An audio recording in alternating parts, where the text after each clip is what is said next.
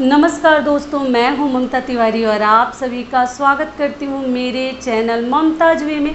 कैसे हैं आप सब? तो ये बताने के लिए कमेंट बॉक्स में जय माता दी हमेशा की तरह ज़रूर लिखिए।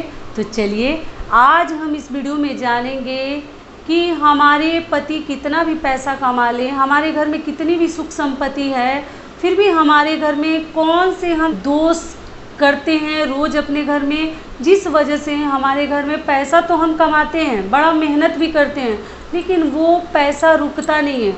वो क्यों नहीं रुकता है? वो हमारे द्वारा ही किए गए कुछ गलत काम, कुछ भूल जो रोज़ हम वो गलती करते हैं जाने अनजाने में, इसी वजह से हमारे घर में ठीक पैसा आता है, लेकिन वो जैसे लगता है ना कि उसको पंख लग जाता है, वो सही जगह खर्च नहीं होता है और इधर आता है और इधर के रास्ते से पैसा निकल जाता है। तो चलिए आज हम इस वीडियो में जानेंगे 8 महत्वपूर्ण बातें। तो इससे पहले दोस्तों, अगर आपको मेरा वीडियो पसंद आता है तो प्लीज़ आप मेरे चैनल को सब्सक्राइब कर दीजिएगा, बेल आइकन को प्रेस कर दीजिएगा, जिससे मेरे वीडियो के नए नोटिफिकेशन आप लोगों के पास सबसे पहले पहुँचे। तो चलिए शुरू करते हैं। सबसे पहला जो नियम है वो क्या है कि हाँ, कभी कभी ना जैसे बहुत सारे लोग हैं, सबके अपनी अपनी जीने के देखिए तरीके अलग हैं, लेकिन उसी में इतना भी अपने आप को आदमी को ऐसा नहीं बन जाना चाहिए कि कुछ सामने वाला का कोई फीलिंग आपको समझ में ना आए। वो क्या होता है कि गेस्ट जब आते हैं हमारे घर ना, तो हमें लगता है कि खाना तो हम खिला दिए, खा भी लिए, और कभी कोई कोई गेस्ट चाहे कोई भी अतिथि हमारे घर में कभी कभी शर्माने वाले लोग रहते हैं, तो वो जल्दी से कुछ मांगते नहीं है। जैसे उनको कम भी पड़ता है ना, तो वो जल्दी से मुंह नहीं खोलते कि ये चीज़ कम है दे दीजिए, या हम पूछते भी नहीं हैं, इधर फ़ोन करने लगते हैं, 2-4 रोटी दे देते हैं, फिर इधर बातें करने लगते हैं, 1-2 बार पूछ लेते हैं। तो आदमी को समझनी चाहिए कि कभी किसी को आप आधा पेट खिलाकर अपने घर से मत भेजिए। नाम है कि आपने खाना खिला दिया और उस सामने वाला व्यक्ति और अतिथि का तो पेट ही नहीं भरा, तो ऐसा खाना खिला के क्या फ़ायदा? क्या फ़ायदा कि आपके धन का क्या फ़ायदा कि एक आदमी का अच्छे से आपने पेट ही नहीं भरा।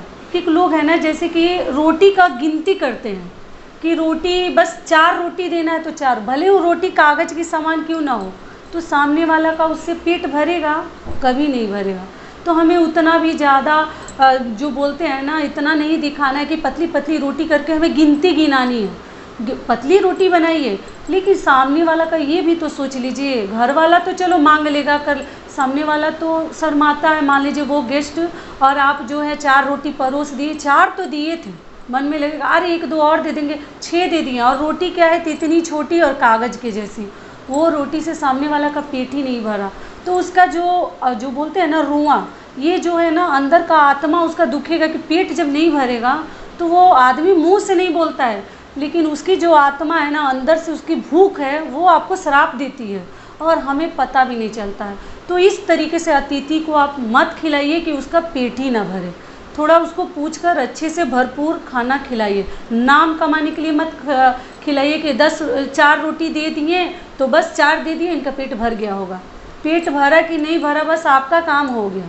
तो ऐसी गलती हमें नहीं करनी चाहिए। ये हो गया हमारा पहला नियम। दूसरा नियम क्या है कि हमें कभी अपने दरवाजे से, आजकल ज़माना थोड़ा सा ना बहुत अजीब सा आ गया है कि एक आदमी बुराई करता है, गलती करता है, और उसका जो भुगतान दुनिया के सभी लोग भुगतते हैं। क्यों भुगतते हैं? कि मान लीजिए आजकल भिखारी के रूप में ना चोर भी दरवाजे पे घूमते रहते हैं, तो आदमी सोचता है कि चोरी है, लेकिन ऐसी बात नहीं है। देखिए, गेट बंद करके ही दीजिए, सेफ्टी के साथ दीजिए, लेकिन कभी दरवाजे पर आपके भिखारी आए, आप उसको खाली हाथ कभी मत उसको भेजिए। एक तो वो भिखारी कि आपके घर मांगने आया, दूसरा आप अपना रूप दिखा दीजिए कि उससे भी बड़ा भिखारी बन जाइए कि उसको आप कुछ दीजिए ना। तो ये बहुत गलत है। प्लेटफॉर्म वगैरह पर भी अगर कोई कुछ मांगता है तो बहुत सारे मांगने लगते हैं, एक मांगता है तो बहुत सारे भिखारी खड़े हो जाते हैं, लेकिन कभी कोई वैसा मिल जाए तो आपको थोड़ा सा दान कर देनी चाहिए। ये कमाई किस काम का कि हम छोटे छोटे जगहों पे हम लोग सीधे बोल देते हैं कि चले जाओ, छोड़ दो, आगे देखो। तो ये गलत है। कभी भिखारी को आप ना जैसे ऐसे खाली हाथ वापस मत कीजिए, सही नहीं है। जो ही आपके पास है उसको ज़रूर दीजिए। तो ये हो गया हमारा दूसरा नियम। तीसरा नियम क्या है कि वो मैं बता चुकी हूँ कि सूर्योदय से पहले हमें उठना है। कितना भी घर में धन संपत्ति है, अगर 7 बजे तक 8 बजे तक घर में लोग सोए हैं, घर में सूर्य का किरण हमारे आ रहा है, प्रवेश कर रहा है, और घर के क्या तो सभी सदस्य सोए हैं, तो ऐसे में कितना भी पैसा आप कमा लीजिए, कभी बरकत नहीं होगी, कोई बढ़ोतरी नहीं होगी। तो इसलिए सूर्योदय से पहले हमें उठ जानी चाहिए। तो ये हो गया हमारा तीसरा नियम। चौथा नियम क्या है? चौथा नियम क्या है कि हम बहुत ज़्यादा मोह माया करते हैं। मोह माया क्या करते हैं कि घर में किसी तरह का हमारे जैसे टूटा फूटा फर्नीचर है ना, हम बड़ा उसको जतन से रखते हैं कि इसको हम रिपेयर करवाएंगे, ये करेंगे, वो आप करते नहीं हैं।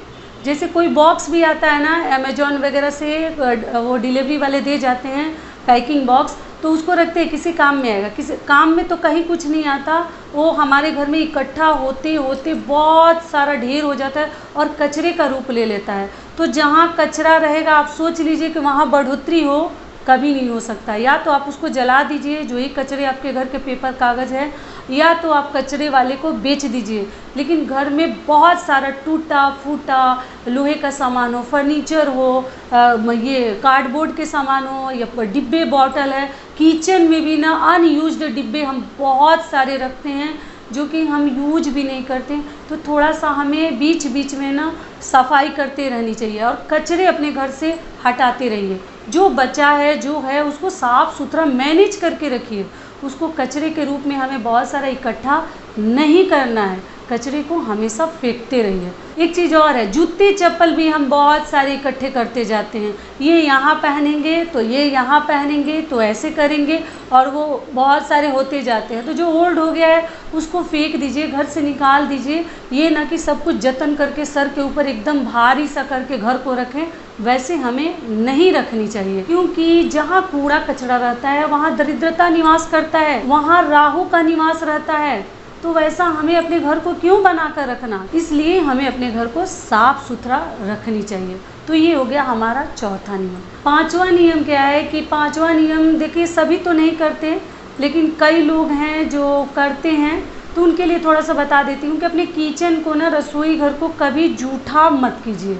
देखिए जूठा भी जैसे क्या होता है कि हम कोई खाना किसी का कम पड़ जाता है तो ला के ऐसा ना कि कढ़ाई कलछी जो मतलब जिसमें खाना बना है, भोजन बनाए हैं, प्रेशर कुकर हो, उन सब चीज़ों में ला के बच्चे चिपका दें और फिर हम दोबारा से उसमें दे रहे हैं। पूरे भोजन को आप जूठा मत कीजिए। मैं कई घरों में देखती हूँ ना, डाइनिंग टेबल पे वो सजा के रखा जाता है डिनर या लंच, फिर उसी में से स्पून से निकाल के थाली में टच करा के फिर उसी से लेने लगते हैं। तो ऐसा पूरे भोजन को जूठा नहीं करनी चाहिए, रसोई घर को जूठा नहीं करना चाहिए। ये ना कि खाना बना रहे हैं फिर उसी में से टेस्ट कर रहे हैं फिर वही खा रहे हैं, बड़ों को खिला रहे हैं, ऐसे हमें नहीं करनी चाहिए। देखिए इन छोटी छोटी चीज़ों से ना, औरतों के छोटे छोटे लक्षणों से ना हमारे घर में गरीबी आ जाती है, पता भी नहीं चलता है। पैसा रुपया रहते हुए वो रुपया किस हिसाब से निकल जाता है हमारे घर में, जैसे लगता है कि उसको पंख लग जाता है, पैसे के पैर बन जाते हैं। तो इसलिए जूठा मत कीजिए। अपने रसोई घर को थोड़ा सा बाहर ले जाकर कोई चीज़ टेस्ट ही करना है तो कर लीजिए, लेकिन पूजा पाठ का तो बनाते हैं तो बिल्कुल टेस्ट ही नहीं करना है। लेकिन मान लीजिए कोई गेस्ट वगैरह आ रहा है और आपको थोड़ा सा भी डाउट है तो बाहर निकल कर जाकर आपको टेस्ट कर लेनी चाहिए, लेकिन रसोई घर को जूठा मत कीजिए। तो ये हो गया हमारा पांचवा नियम। छठा नियम है कि हमें कभी किसी को मुंह से जवाब नहीं देनी चाहिए। ऐसा नहीं है कि मुंह भगवान दिए हैं तो मुंह से तो कोई भी बड़ा बन जाएगा, मुंह से बड़ा बनना बड़ा आसान है। मुंह भगवान दिए तो कुछ भी बोल के निकल जाएंगे। हमें कभी किसी को मुंह से जवाब नहीं देनी चाहिए, कर्म करके जवाब दीजिए। उस आदमी को, जिस आदमी ने आपको कुछ बोला है, आपका दिल दुखाया है, तो सामने वाले को कभी मुंह से जवाब मत दीजिए। वो भगवान उसका जवाब सब देते हैं समय के साथ, आपको कर्म करके जवाब देनी चाहिए। तो इस प्रकार से आपको करनी चाहिए, किसी को दिल किसी का आप मत दुखाइए। तो ये हो गया हमारा छठा नियम। सातवां नियम है कि हमें कभी मंगलवार को ना किसी से कर्ज नहीं लेनी चाहिए। देखिए मैं लास्ट वीडियो में बता चुकी हूँ कि गुरुवार को आपको किसी को पैसा नहीं देनी चाहिए। अपने घर की लक्ष्मी किसी को मत दीजिए, क्योंकि गुरुवार जो है लक्ष्मी माता का दिन है, गुरु बृहस्पति देव का दिन है, तो उस दिन तो हमें अपना पैसा रुपया नहीं देनी चाहिए। लेकिन मान लीजिए कभी ज़रूरतवश आपको किसी से कुछ लेना है पैसा वगैरह, तो आप मंगलवार को मत लीजिए, क्योंकि मंगलवार को ना बड़ा ही मतलब अजीब दिन बताया गया है, उसको खरवार के नाम से भी जाना जाता है। तो वो सही नहीं है, क्योंकि वो पैसा आप चुकाने में असक्षम रहेंगे, आप कभी उस पैसे को चुका नहीं सकते हैं। मतलब कोई ना कोई परेशानी, जो बोलते हैं ना, ये ऐसा जो कर्ज ऐसा मेहमान है, बिन बुलाए मेहमान, कि एक बार हमारे घर में ये आ जाता है ना, तो जाने का नाम नहीं लेता है। फिर आपको कुछ ना कुछ कार्य दिखने लगते हैं कि ये कर लूँगा तो चुकाऊँगा, ये कर लूँगा तो चुकाऊँगा। तो इसीलिए आपको मंगलवार के दिन लिया हुआ कर्ज आप कभी बड़ा आसानी से नहीं चुका सकते, इसलिए आपको मंगलवार को थोड़ा सा बचानी चाहिए, क्योंकि मंगलवार को खरवार कहा जाता है और माना जाता है, क्योंकि कर्ज बड़ा खतरनाक मेहमान है, घर में घुसने के बाद उसको जाने का मन नहीं करता। तो इसलिए कभी एक तो बच के रहिए। मैं कई वीडियोज़ बना चुकी हूँ कि हमें ऐसा रहना है कि कभी हमारे पति को किसी के सामने पैसे के लिए हाथ ना फैलाना पड़े।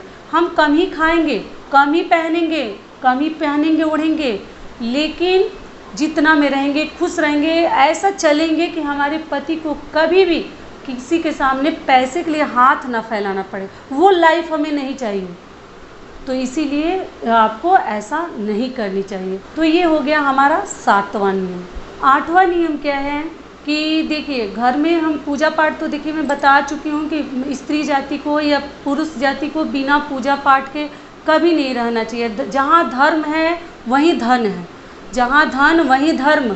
तो इसलिए आपको धर्म करते रहनी चाहिए, दान उपदान कीजिए, पूजा पाठ कहीं जाता नहीं है। पूजा करना ना कभी आपके काम में आएगा, आज नहीं तो कल उसका फल हमें मिलता ही है। तो ये मन में लेकर मत कीजिए कि इतनी पूजा कर रहा हूँ, कुछ तो लाभ नहीं है। आप चुपचाप से अपना सही कर्म करते रहिए, भगवान के ऊपर सारे अपने जो आपके अंदर जितने दुख दर्द हैं भगवान के ऊपर छोड़ दीजिए। पूजा हमें हमेशा करते रहनी चाहिए, और हर महिलाओं को तुलसी जी की पूजा एकदम अनिवार्य जरूर करनी चाहिए। तुलसी जी को हम वृंदा के नाम से भी जानते हैं, और कोई पूजा आप करें या ना करें, अपने घर में सुख संपत्ति के लिए, अपने पति की बढ़ोतरी के लिए, दीर्घायु के लिए, हमें घर में वृंदा की पूजा, तुलसी माता की पूजा अवश्य करते रहनी चाहिए। पूजा विधि कैसे करनी है मेरे चैनल पे वीडियो भी मैं बता चुकी हूँ। तुलसी माता की पूजा हमें कैसे करनी चाहिए, किन किन बातों की हमें ध्यान रखनी चाहिए, तो आप उसी प्रकार से तुलसी जी की पूजा करिए। तो यही हमारे कुल 8 नियम थे जो मैंने आपके साथ शेयर कर दिया। आशा करती हूँ, उम्मीद करती हूँ कि इस वीडियो से आप लोगों को थोड़ा सा लाभ मिलेगा। फिर मिलती हूँ एक नए वीडियो में, तब तक के लिए नमस्कार। स्वस्थ रहिए, सुरक्षित रहिए, और जहाँ कहीं भी रहिए खूब खुश रहिए। मेरा वीडियो पसंद आता है तो आगे शेयर भी कीजिए।